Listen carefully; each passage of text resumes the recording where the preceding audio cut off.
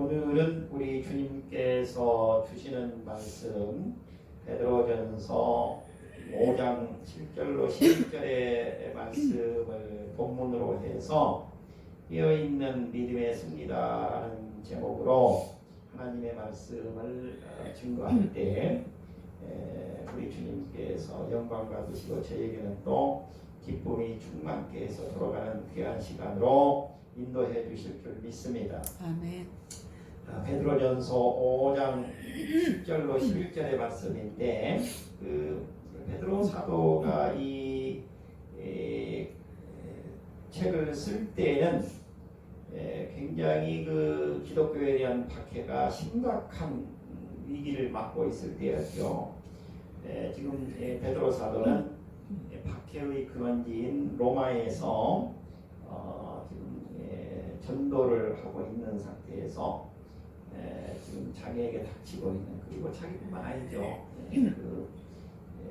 초대교회 기독교인들에게 지금 닥치고 있는 환난과 박해와 시련에 대해서 어떻게 하면 이길 수 있는지에 대해서 아주 강력하게 우리에게 말씀을 주고 계시는 바로 이 책이 베드로전서 후서인 것입니다. 오늘 우리 베드로전서 5장의 말씀인데 우리가 베드로 사도의 이 말씀을 통해서 당시하고 지금하고는 이제 그 환경이 많이 변했습니다. 지금은 그렇게 뭐 심각하고 그러지 않잖아요. 우리나라 경우는 완전한 종교적인 자유를 우리가 누리고 있기 때문에 뭐 우리가 교회 간다, 뭐 예수를 믿는다, 누가 비판하는 사람 없지 않습니까?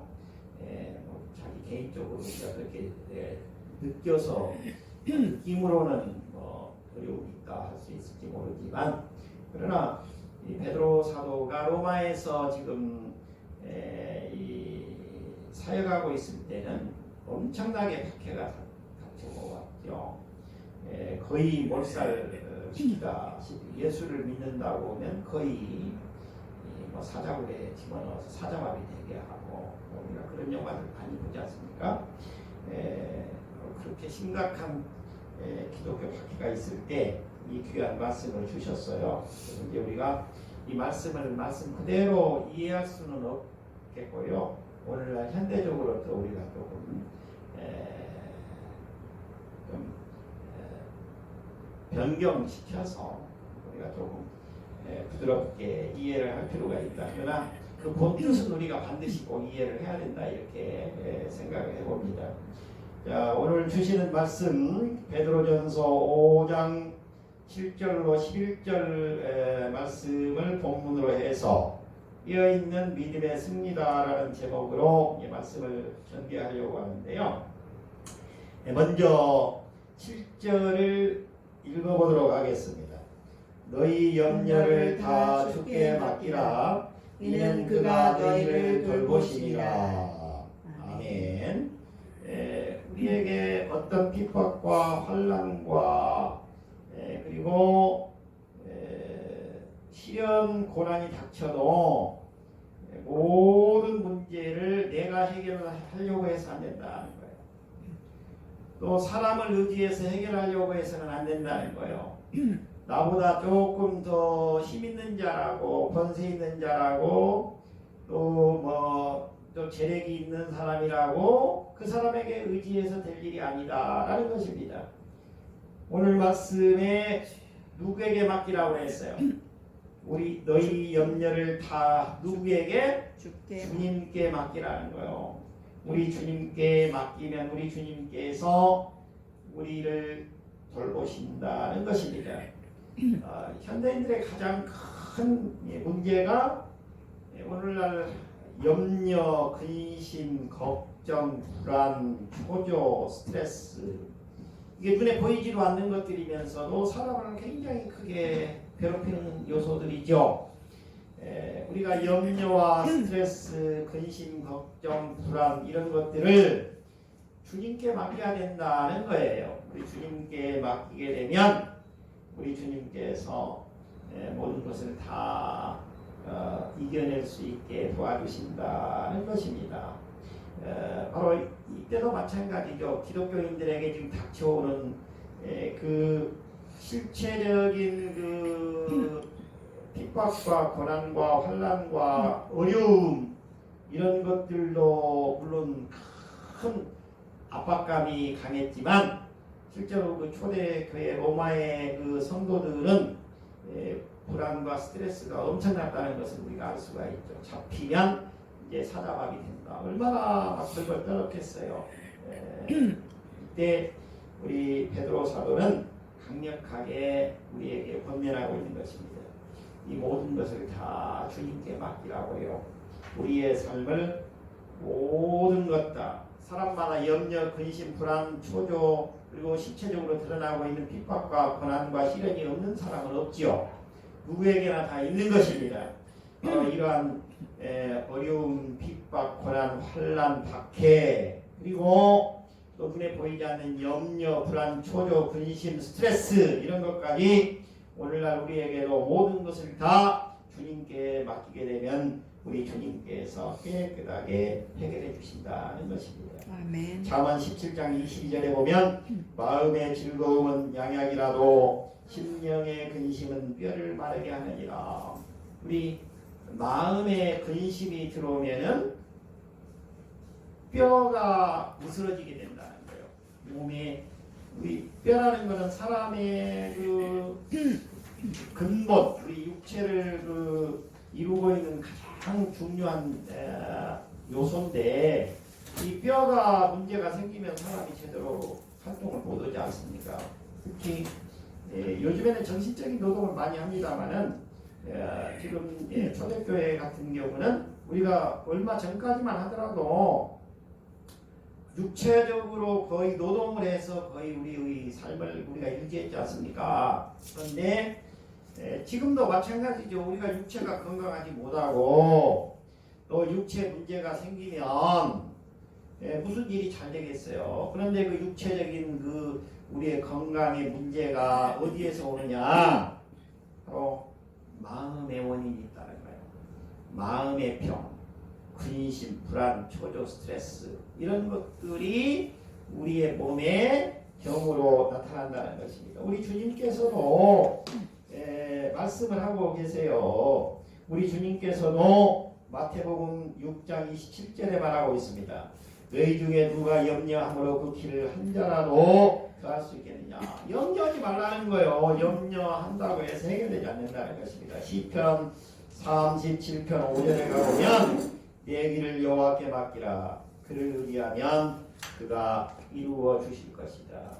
그러니까 근심 걱정하지 말라는 거예요. 그 괜히 뼈만 으스러지게 하고 건강만 상하게 만든다는 것입니다. 빌립보서 4장 6절로 7절의 말씀인데 아무것도 염려하지 말고 다만 모든 일에 기도와 간구로 너희 구할 것을 감사함으로 하나님께 아뢰라. 그리하면 모든 지각에 뛰어난 하나님의 평강이 그리스도 예수 안에서 너희 마음과 생각을 지키시리라. 우리가 우리의 근심, 걱정, 염려, 불안, 초조를 다 내려놓으라. 우리 주님께 다 맡기라는 거예요. 그러면 우리 주님께서 해결해 주신다는 것입니다. 아멘. 자, 우리 베드로 사도께서 우리에게 권면해 주시고 있는 오늘의 그 본문의 말씀을 통해서 우리는 뭐라고 말씀하고 있는지 우리가 말씀 속으로 들어가 보도록 하겠습니다. 자, 첫 번째는 근신하고 깨어 있어야 된다라고 말씀하고 있습니다. 자, 8절입니다. 본문 8절을 같이 읽겠습니다. 근신하라 깨어라 너희 대적 마귀가 오는 사자같이 두루다니며 삼킬 자를 찾나니 라고 말씀하고 있습니다. 우리 주님께서도 말씀하십니다. 마태복음 26장 41절의 말씀입니다. 시험에 들지 않게 깨어 기도하라. 마음에는 원이로되 육신이 약하도다 하시고 우리 주님께서 말씀하신 내용이에요.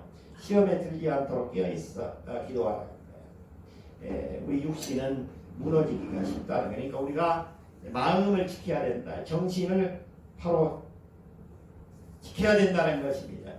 베드로 사도도 말씀하고 있습니다. 근신하여 깨어있으라고요. 너희 대적 마귀가 오는 사자같이 두루다니며 삼킬 자를 찾고 있다. 말씀하고 있어요. 자, 우리도 깨어서 늘 있어야 된다는 거예요. 주님께 나는 맡겼으니까 다 됐다가 아니고 주님께 모든 근심과 염려와 불안을 다 맡기되 우리에게 닥치는 고난도 핍박도 혼란도 다 우리 주님께 다 맡기시되 깨어있어 기도해야 된다는 것입니다. 자, 아기 사슴이 사냥꾼에게 쫓기게 되었습니다. 힘을 다해 도망쳤지만 아직 너무 어린 아기 사슴은 더 이상 사냥꾼을 피할 힘이 없었습니다. 어떻게 하지? 혼자 멀리 가지 말라는 엄마 말을 들었어야 했는데 사슴은 안타까운 마음으로 주위를 두리번거렸습니다. 마침 그곳에 무성하게 우거진 포도덩굴이 있었습니다. 제법 가지도 넓고 잎이 무성하게 우거진 포도덩굴이었으므로 그 속에 숨으면 사냥꾼의 눈에 띄지 않을 것 같았습니다. 사슴이 그 포도덩굴에 몸을 숨기자 잠시 후 사냥꾼이 숨을 헐떡거리면서 달려왔습니다. 사냥꾼이 지나가자 숨어있던 사슴은 안도의 한숨을 쉬었습니다. 사슴은 이제 안심해도 좋다는 생각이 들자 갑자기 배가 고파져서 자기를 숨겨주었던 포도덩굴의 잎사귀를 마구 따먹기 시작했습니다. 그때 방금 지나갔던 사냥꾼이 되돌아오고 있었습니다. 참 이상하군. 분명히 이쪽으로 갔는데 주위를 살피던 사냥꾼은 바람도 불지 않는데 포도덩굴이 흔들리는 것을 보았습니다. 뿐만 아니라 사각사각하고 잎사귀 먹는 소리까지 들렸습니다. 옳지, 그 사슴이 저기에 숨어있구나. 사냥꾼은 슬그머니 다가와 사슴을 잡았습니다. 그때서야 사슴은 자기의 잘못을 뉘우치고 눈물을 흘렸지만 이미 후회야 소용이 없었습니다. 바로 우리도 마찬가지죠. 그 은혜를 받았으면 배신하면 안 됩니다. 그리고 또 깨어서 근신하면서 자기에게 닥친 모든 위험이 완전하게 사라질 때까지 모든 것을 경계를 풀면 안 되는데 바로 여기 사슴은 바로 경계를 풀고 자기 살 길을 먼저 해결하려고 하다가 오히려 먹잇감이 되고 말았습니다. 결국에는 잘 피한 것 같았지만 결국에는 실패자가 되고 말았던 것이죠. 자, 우리도 마찬가지입니다. 바로 오늘 주고 계신 말씀처럼 우리는 늘 근신하고 깨어서 우리를 찾아다니고 있는 악한 세력으로부터 우리가 완전히 벗어날 수 있도록 그리고 완전히 벗어날 때까지 경계심을 풀면은 안 된다는 말씀입니다. 마태복음 26장 41절의 말씀입니다. 시험에 들지 않게 깨어 기도하라. 마음에는 원이로되 육신이 약하도다 하시고 우리 주님께서 말씀하신 것이죠. 베드로후서 3장 17절 말씀입니다. 그러므로 사랑하는 자들아 너희가 이것을 미리 알았은즉 무법한 자들의 미혹에 이끌려 너희가 굳센 데서 떨어질까 삼가하라. 우리가 늘 조심조심해야 된다는 게 우리 특히 믿는 자들은 더욱더 예수를 믿는다, 교회 다닌다는 것 때문에 세상 사람들로부터 항상 우리가 주시의 대상이 되고 있습니다. 저 사람이 어떻게 처신하는 것을 보자. 그래서 호짓탐탐 우리를 바로 쓰러뜨리려고 사단의 계략이지요. 화려하게 보이는 거, 좋게 보이는 거, 교회에서 우리가 절대로 볼 수도 없고 느낄 수도 없는 것들을 우리에게 보여주면서 우리를 유혹하거든요. 거기에 빠져 들어가면은 결국에는 우리가 이제 유인당에서 빠져 들어가면은 처음에는 우리가 좋은 것 같았다가 나중에는 큰 낭패를 당하게 되는 것입니다. 그래서 결국에는 하나님의 일도 못하게 되고 교회의 낭패가 또 자기를 위해서 또 펼쳐지게 되는 것입니다. 근실하고 깨어있으라고 우리 베드로 사도는 저희에게 권면하고 있습니다. 두 번째는 믿음을 굳건히 해서 마귀를 대적하라고 말하고 있습니다. 마귀를 데려가라고요. 자, 9절의 말씀을 같이 읽어보도록 하겠습니다. 너희는 믿음을 굳건하게 하여 그를 대적하라. 이는 세상에 있는 너희 형제들도 동일한 고난을 당하는 줄 압니다. 동일한 고난을 우리와 같은 교회에서 생활하고 있는 모든 사람들도 똑같이 당하고 있다는 거예요. 그러니까 옆에 있는 장로님은 또 권사님은 집사님은 저 성도님은 하는 일이 다 잘 된다고 그러는데 똑같이 교회를 다니고 있는 왜 나에게는 이러한 어려움이 닥칠까? 그것이 아니라는 거예요. 알고 보면 그 집사님도 장로님도 권사님도 성도도 나와 똑같은 어려움을 겪어내고 있다는 것입니다. 사람은 누구나가 다 어려움 없는 사람 없고 또 고민 없는 사람 없고 그리고 또 문제 없는 사람 없습니다. 문제가 있죠. 고민이 있죠. 어려움이 있죠. 대화를 나눠보면 말할 수 없는 참 여러 가지 문제들을 다 가지고 살아가고 있지요.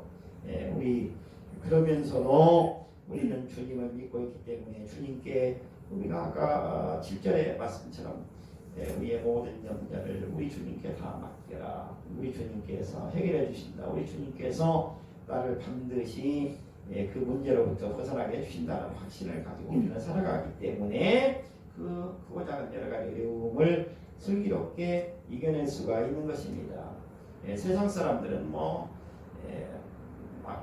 호들갑을 떨면서 사람들에게 막 그거를 떠벌리고 또 안 되면 또 술 먹고 그렇게 하면서 해결하려고 해보지만 해결이 안 되고 오히려 더 악화되잖아요. 우리 교회 다니는 사람들은 모든 것을 다 주님께 맡기면 우리 주님께서 우리의 문제를 깨끗하게 어느 순간에 해결해 주신다는 것입니다.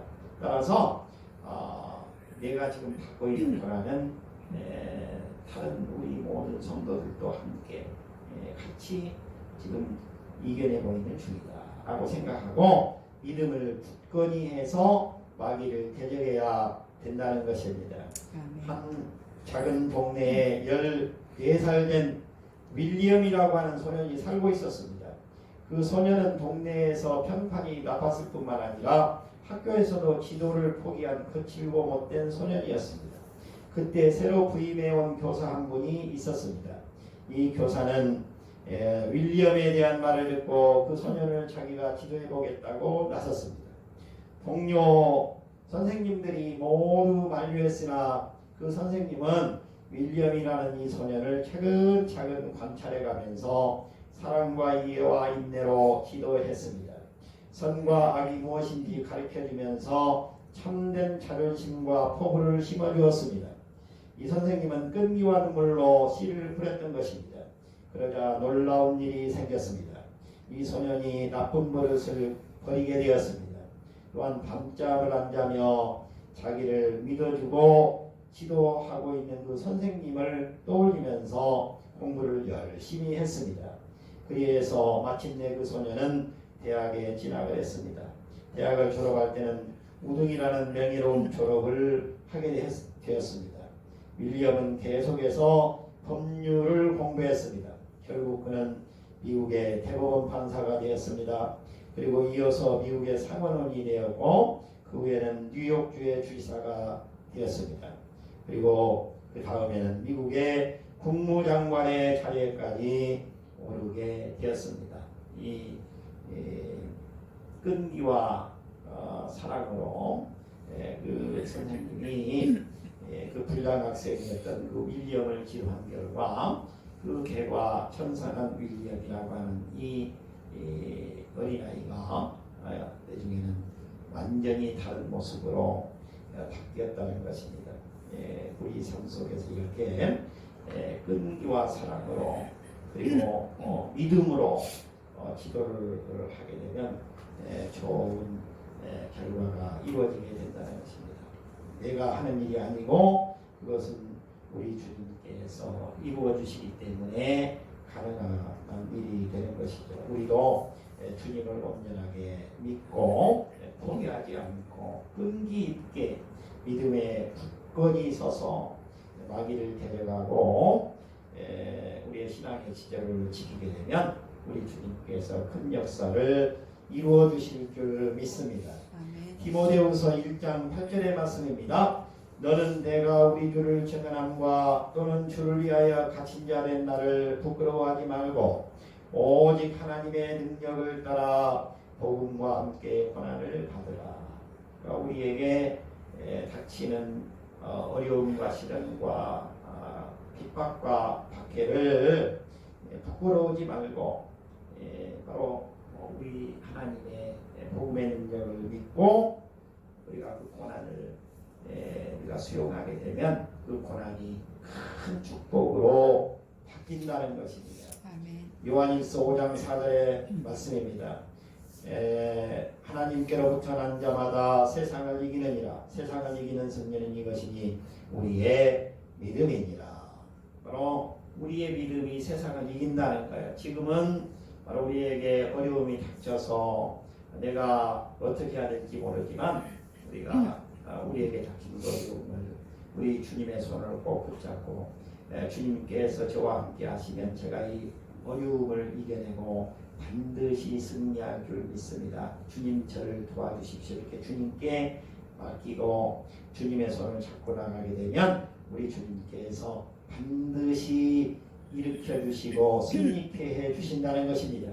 이것이 바로 복음의 능력이라는 거예요. 로마서 1장 16절에 말씀하고 있습니다. 사도 바울의 말씀이죠. 나는 복음을 부끄러워하지 아니하노니 복음은 모든 믿는 자에게 구원을 주시는 하나님의 능력이라. 바로 구원 구원하는데 구원받으면 우리는 세상에서 가장 큰 승리를 거둔 자인 것입니다. 따라서 우리는 우리 주님의 이 복음을 굳건하게 붙잡고 나가게 되면 반드시 승리케 해 주실 줄 믿습니다. 아멘. 그러니까 오늘 우리에게 닥치는 약간의 어려움도 우리가 잘 참아내고 이겨내게 되면 승리케 해 주신다는 것입니다. 세 번째는 하나님께서 함께 싸워서 이기게 해 주신다는 것입니다.